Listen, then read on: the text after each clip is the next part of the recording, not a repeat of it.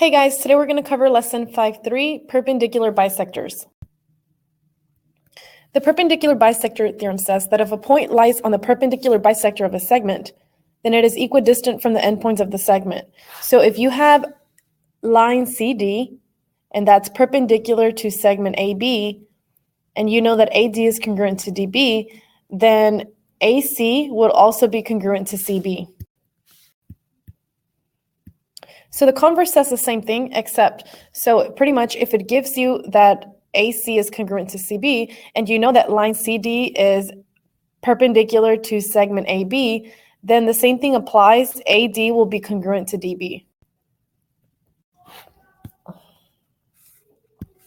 So for number one, we're trying to find X. And remember what we just talked about. So I have a perpendicular bisector. Therefore, these two segments will also be the same. So to find X, I just set them equal to each other. So the first thing I want to do is subtract 7x on both sides. Move my x's to one side of the equal sign. Now that my x's are on one side, I'm going to isolate the variable first by adding or subtracting the number that's not with the x, which is 48. So I add that to both sides. It cancels on the left. I get 6x equals 72. And then the last step is to divide by 6, and I get x is 12. For number two, it's the same thing. So this is an example of what would have been the converse, right? If we know that these two segments are congruent, then these two segments will be congruent as well. So you're setting them equal to each other.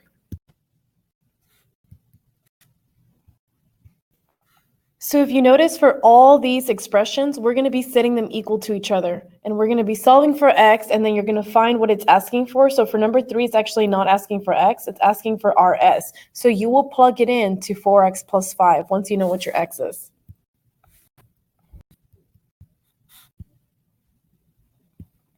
So I plugged in my 9, and I get 36 plus 5. So I get rs is 41.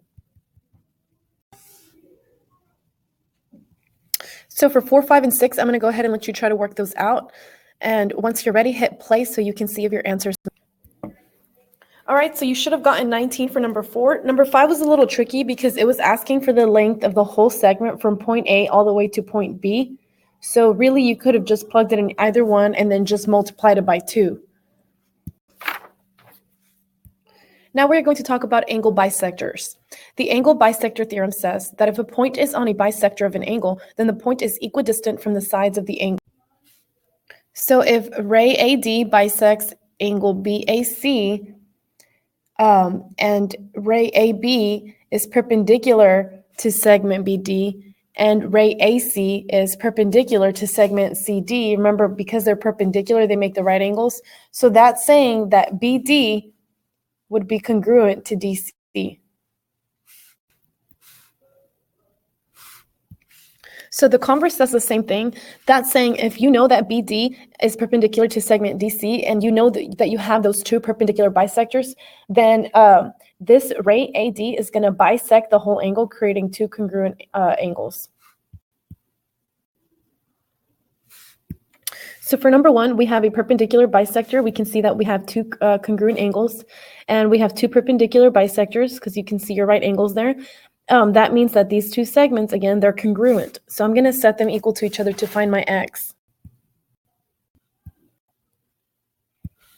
So I get x.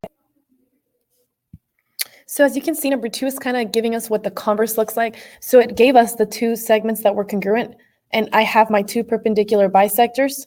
Therefore, I know that my two angles across from those segments are going to be congruent. So I'm going to set them equal to each other. And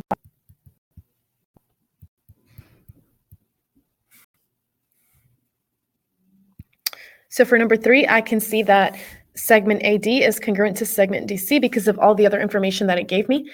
So again, to find X, I'm going to set them equal to each other. So as you notice, this whole lesson, all you're doing is setting stuff equal to each other and finding your X. And then if you need to find something else, like number three, we need to find AD, then you'll just plug it in.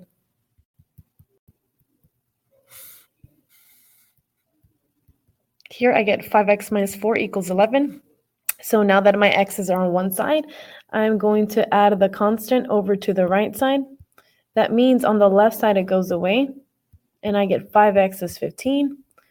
And so the last thing would be to divide by 5, and I get x is 3. So once I have my x, and actually that's not my answer, I'm going to plug it into AD. AD is 13x minus 4. Although if you think about it, the segments are congruent. They're the exact same length. So really, if you plugged it into the other one, 8x plus 11, it gives you the same answer. All right, so here I get 35. I'm going to let you try the last 3 problems. So just pause the video, and then when you're ready, hit play to see if your answers match mine. All right, so there you have it. Number 5, again, it was kind of like on the front page where it was a little tricky. You really had to pay attention. It asked for angle FGH, which was the whole thing. So you could have plugged the 19 into either one and you get 58 degrees. So to find the whole thing, you can just double it, multiply it by 2, and you get 116. All right, guys, thanks for watching.